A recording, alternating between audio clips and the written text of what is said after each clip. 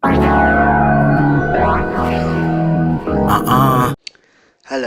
ek gaan jou iets oor Justy vertel. Justy is 'n breinmeisie. Sy is baie versigtig oor hoe mense haar sien. Sy is vol vertrou, maar sy is 'n bietjie skaam.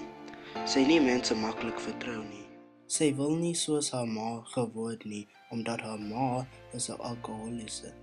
Justy is bang om glasse te breek omdat wanneer haar ma glasse breek, sy het haar werk verloor. Sy is baie aantreklik. Tom graag haar die oomblik toe hy haar sien. Sy is baie slim en produktiewe. Sy studeer beenhuisversering en sy werk by Prisma. Sy is sterk-wou en sy wolvasse as sy sorg vir haarself op 'n jong ouderdom te neem. Sy is vol vertroue, maar sy is 'n bietjie skaam. Sy nie mense maklik vertrou nie. Justy is Tom se vriendin. Justy se ma is in rehabilitasie.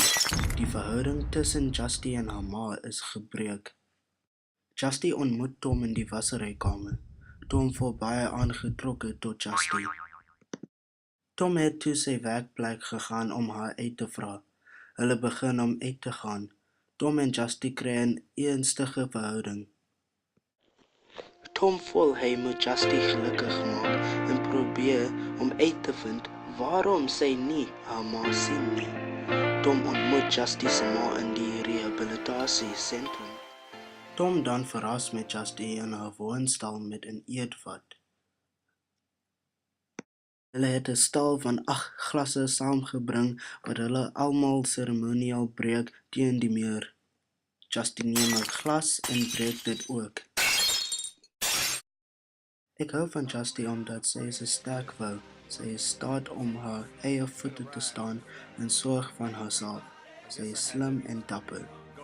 Sy lewe was hard, maar sy was voorspoedig en het die inisiatief geneem om 'n opvoeding en 'n goeie werk te kry sodat sy kan haarself sorg. Justy is uniek omdat meeste van die karakters in Gebreek groot geword in 'n stabiele huis, maar Justy gesukkel op 'n jong ouderdom.